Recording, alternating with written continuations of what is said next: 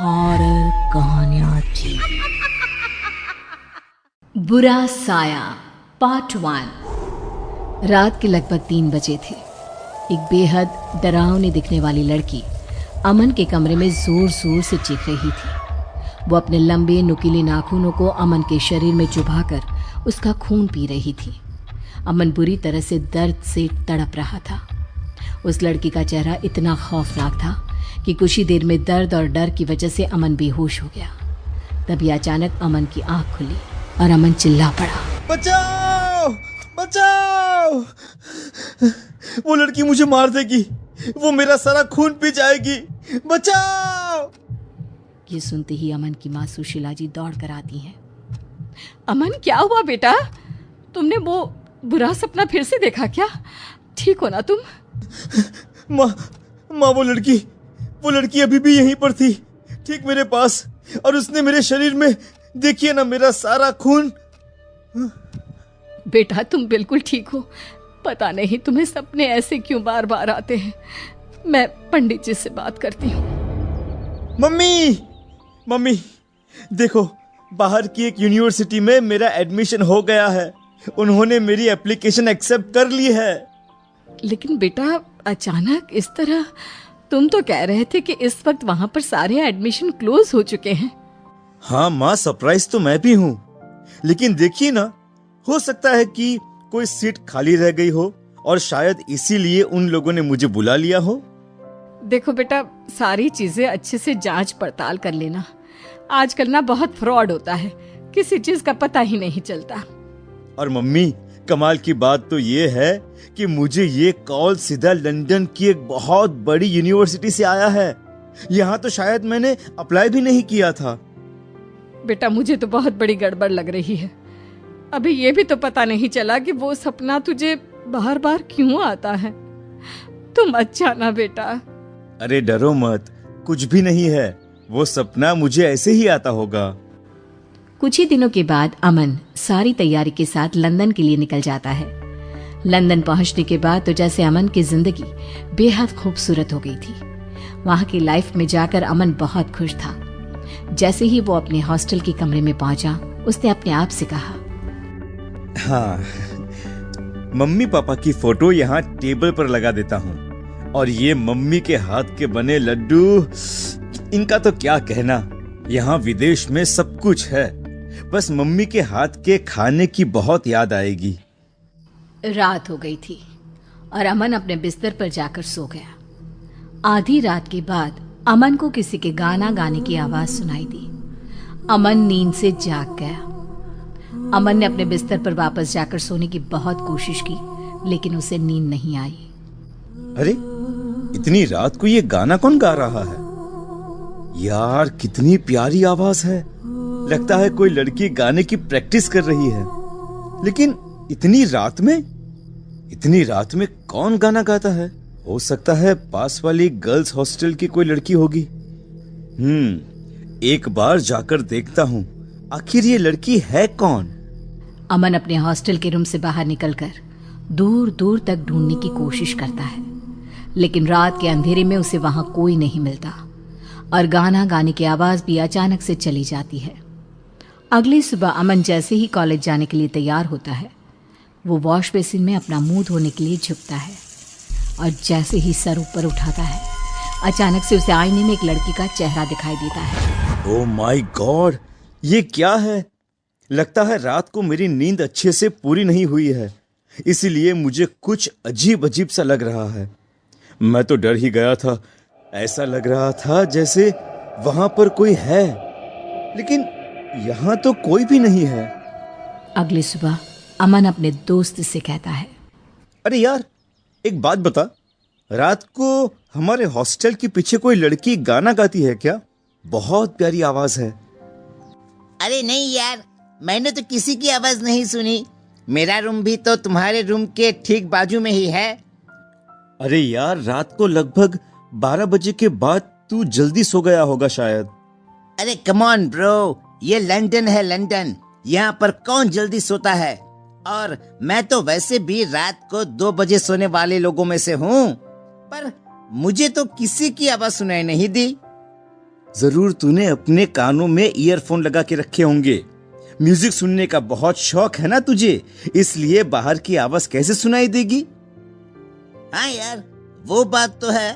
Actually music तो सुन रहा था मैं। ए अमन, क्या बात है यार, किसी से प्यार व्यार हो गया है क्या तुझे? हाँ? अरे नहीं नहीं, बस एक लड़की की आवाज रोज रात को सुनाई देती है। भाई बच के रहना, मैंने सुना है यहाँ कैंपस में ना चुड़ैल घूमती है।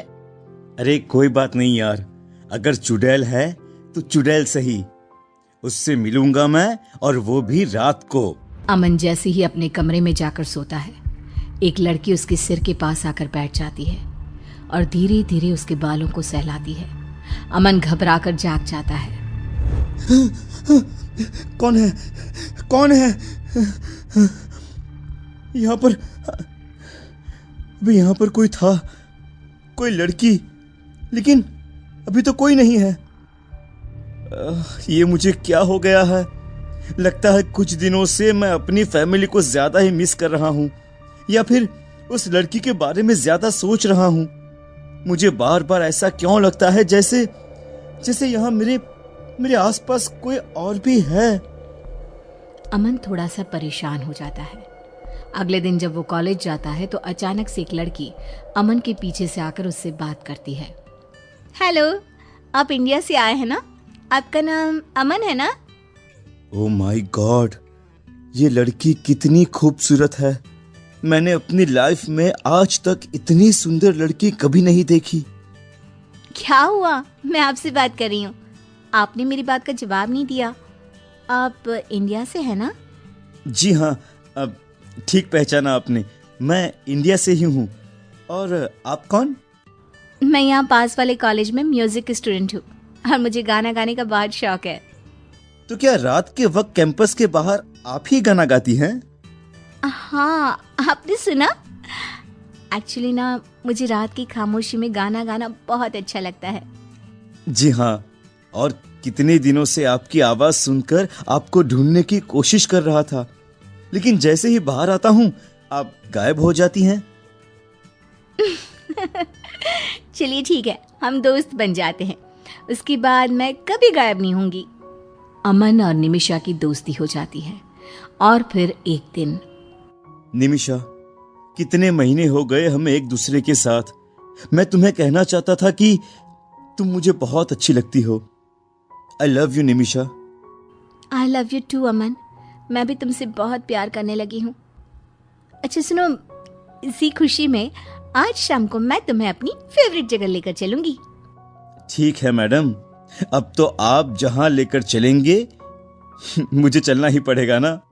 निमिषा अमन को एक बहुत अजीब और डरावनी जगह पर लेकर जाती है। ये कैसी जगह है? ये तो कहाँ लेकर आई हो तुम मुझे? जानते हो, ये जगह मुझे बहुत पसंद है।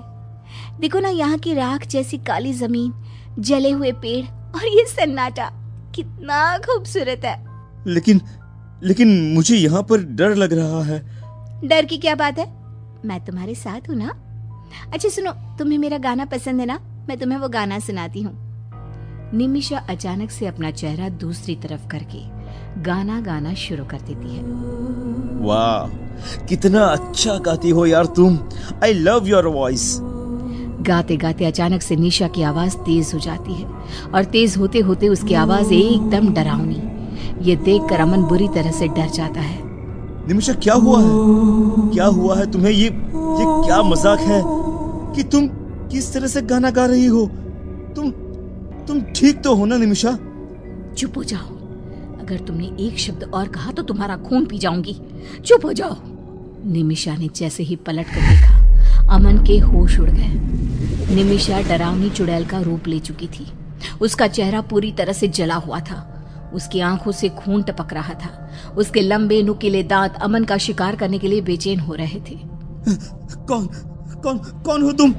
और क्या चाहती हो मुझसे? तुम्हारी मौत। तुम तो वही हो जिसे मैंने हॉस्टल के आईने में देखा था। तुम्हारे चेहरे को मैं पहले भी अपने सपने में देख चुका हूँ। इसमें कौन सी बड़ी बात है? तुम तो मेरा शिकार कब से ही बन गए थे मिस्टर अमन। और अब तुम्हें मुझसे कोई नहीं बचा सकता। छोड़ दो मुझे। क्यों मारना चाहती हो तुम मुझे? मैंने तुम्हारा क्या बिगाड़ा है?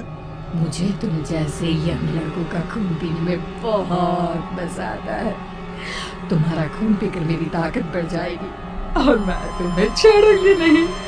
वो लड़की निमिषा अमन को मार देती है।